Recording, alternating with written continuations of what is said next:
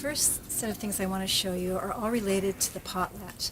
The Potlatch was a major festival celebration in Seattle, started in 1911, and it grew out of city leaders' desire to replicate something like the Alaska-Yukon Exposition, which had been held in 1909 on the grounds of the University of Washington and had brought in thousands and thousands of visitors.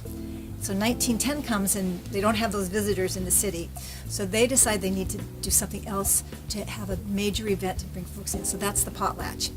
Now the Potlatch is actually comes from the idea that of a Native American tradition of a potlatch of sharing gifts.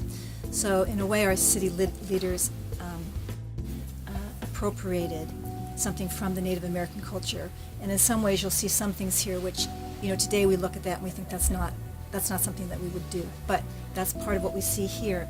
But it was a huge promotional effort on the part of the city. The newspapers were completely behind it, all kinds of newspaper articles, and part of the promotional material were postcards. Now, we have an enormous postcard collection here in Seattle, in the Seattle collection, and so I brought up a few of the ones that were used to promote the Potlatch. Now, the Potlatch bug, according to promoters, was a bug that would infect you with optimism and enthusiasm and a celebratory spirit and make you want to come and just celebrate. We have this piece of sheet music, which you can see is the Potlatch bug, a ragtime song. We also have a historic photograph collection here in Seattle collection, and I brought out a few of our photographs from the Potlatch Parade. That was a centerpiece of the Potlatch Festival. This is the Argus from 1913, and it has a fabulous photo showing the streets going down 2nd Avenue, all the banners and so on that were out as part of the celebration. What's interesting is the Potlatch started in 1911. It goes for 3 years, 1911, 12, and 13. In 13, there's a riot. That really brought an end to the Potlatch then. Later, it was sort of renewed in the 30s for a bit, but eventually it's sort of seen as the precursor to Seafair, this idea of a civic celebration, and that these early efforts at it were sort of the beginning of what we now see as Seafair. So when I went to do some more research on the riot itself, we have digitized the Seattle Municipal News as part of our digital special collections online.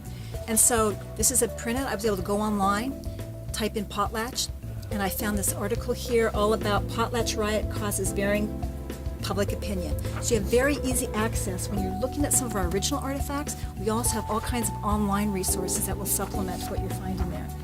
This is from the Town Crier, which will be, we're also digitizing, will be online in 2017. It says, unique and handsome float of the Seattle Brewing and Malting Company. But if you look closely, you'll see that they're advertising this for mothers and babies.